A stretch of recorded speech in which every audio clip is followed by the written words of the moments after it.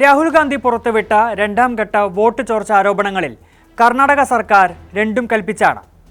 മുതിർന്ന IPS ഉദ്യോഗസ്ഥൻ BK സിംഗിന്റെ നേതൃത്വത്തിൽ ഒരു പ്രത്യേക അന്വേഷണ സംഘം രൂപീകരിച്ചിരിക്കുകയാണ്. ആരോപണങ്ങളെ തെരഞ്ഞെടുപ്പ് കമ്മീഷൻ തിടുക്കപ്പെട്ട് തള്ളിയെങ്കിലും അങ്ങനെ വിടാൻ ഒരുക്കമല്ല എന്ന് തന്നെയാണ് കോൺഗ്രസ് നേതൃത്വം നൽകുന്ന കർണാടക സർക്കാരിന്റെ നിലപാട്. രാജ്യത്തെ ഉന്നത ഭരണഘടനാ സ്ഥാപനത്തിന് നേരെ രാഹുൽ ഗാന്ധി തുടർച്ചയായി ഉയർത്തുന്ന ആരോപണങ്ങളെ നിയമപരമായ സംവിധാനത്തിലൂടെ പരിശോധിക്കാൻ കർണാടക സർക്കാർ തീരുമാനിക്കുന്നത് യാദൃശ്ചികവുമല്ല. നേരത്തെ കർണാടക CIDക്ക് മുൻപിൽ അപ്രഖ്യാപിത നിസ്സഹകരണം പ്രഖ്യാപിച്ച കേന്ദ്ര തെരഞ്ഞെടുപ്പ് കമ്മീഷൻ പ്രത്യേക അന്വേഷണ സംഘത്തോട് എങ്ങനെ പ്രതികരിക്കുമെന്നാണ് ഇനി അറിയേണ്ടത്. ഒന്നാം ഘട്ട വെളിപ്പെടുത്തൽ പോലെ ആയിരുന്നില്ല രണ്ടാം ഘട്ടത്തിലേത്. ആദ്യഘട്ടത്തിൽ വ്യാപകമായ വോട്ട് ചേർക്കലിൻ്റെയും അവയിലുണ്ടായ ക്രമക്കേടുകളുമായിരുന്നു രാഹുലിൻ്റെ വിഷയം. BJP ജയിച്ച മണ്ഡലത്തിൽ വോട്ടുകൊള നടന്നുവെന്ന് രാഹുൽ തെളിവുകൾ സഹിതം തുറന്നുകാട്ടി. ഒരു വോട്ടറുടെ പേര് 4 ബൂത്തുകളിൽ ഉണ്ടാകുക, വ്യാജവിലാസങ്ങൾ, അച്ഛൻ്റെ പേരിന് പകരം ആൽഫബറ്റുകൾ, വീട്ടു നമ്പറുകൾ 0 തുടങ്ങിയ കൃത്രിമത്വങ്ങൾ രാഹുൽ അക്കമിട്ട് നിരത്തി. ഒരു വീട്ടിൽ നിന്ന് മാത്രം 87 വോട്ടർമാരെന്ന രാഹുലിൻ്റെ കണ്ടെത്തൽ രാജ്യത്തെ തെരഞ്ഞെടുപ്പ് പ്രക്രിയയുടെ വിശ്വാസ്യതയെ ചോദ്യം ചെയ്യുന്നതായിരുന്നു.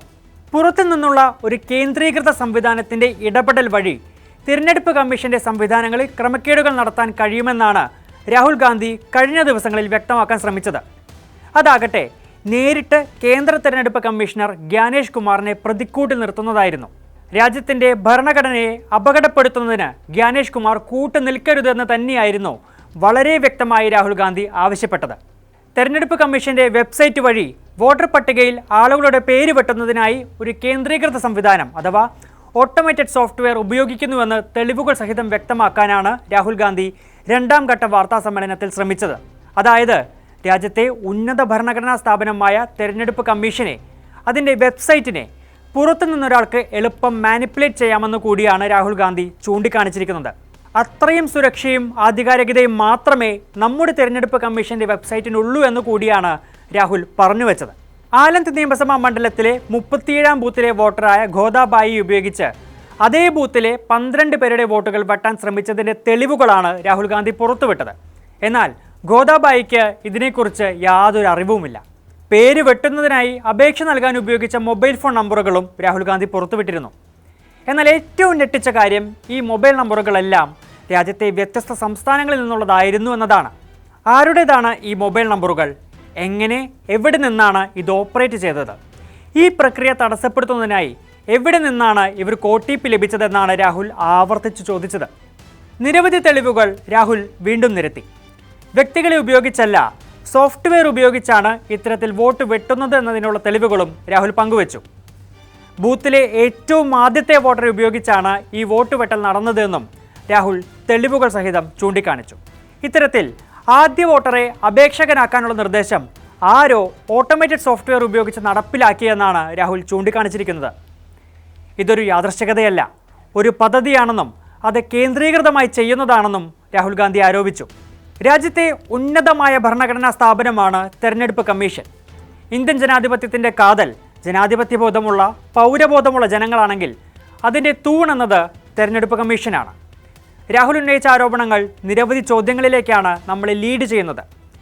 ഇലക്ഷൻ കമ്മീഷനെ ഇത്തരത്തിൽ കബളിപ്പിച്ച് ലാഭം കൊയ്യാൻ ആഗ്രഹിക്കുന്നവർ ആരാണ്?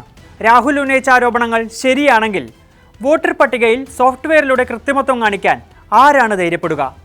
രാഹുലിൻ്റെ ആരോപണങ്ങൾക്ക് പൊടുന്നനെ മറുപടി നൽകാൻ തിടുക്കം കാണിക്കുന്ന കമ്മീഷൻ ഇത്തരം ശ്രമങ്ങൾ തടയാൻ സ്വീകരിക്കുന്ന നടപടികൾ വിശദീകരിക്കാത്തത് എന്തുകൊണ്ട്? ഒന്നും രണ്ടുമല്ല, അനേകം ക്രമക്കേടുകളാണ് രാഹുൽ ചൂണ്ടിക്കാണിച്ചിരിക്കുന്നത്. വരിവരിയായിരുന്ന് കുറ്റം പറയാൻ കാണിക്കുന്ന തിടുക്കം എന്തുകൊണ്ടാണ് തങ്ങൾ ശുദ്ധരാണെന്ന് തെളിയിക്കാൻ ഇലക്ഷൻ കമ്മീഷൻ കാണിക്കാത്തത്? താൻ പൊട്ടിക്കുമെന്ന് പറഞ്ഞ ഹൈഡ്രജൻ ബോംബ് രാഹുൽ ഗാന്ധി ഇനിയും പൊട്ടിച്ചിട്ടില്ല. അതിനർത്ഥം ഇനിയും ഒരു വാർത്താ സമ്മേളനം കൂടി ഉണ്ടാകുമെന്നാണ്.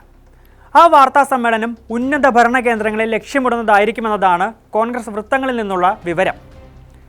റെക്കോർഡ് ചെയ്ത ശബ്ദശകലങ്ങൾ ഉൾപ്പെടെ പുറത്തുവിടാനാണ് രാഹുൽ ഒരുങ്ങുന്നതെന്നാണ് സൂചനകൾ. അങ്ങനെയെങ്കിൽ ഈ വിഷയം ഇവിടെയൊന്നും നിൽക്കില്ല എന്നുറപ്പ്.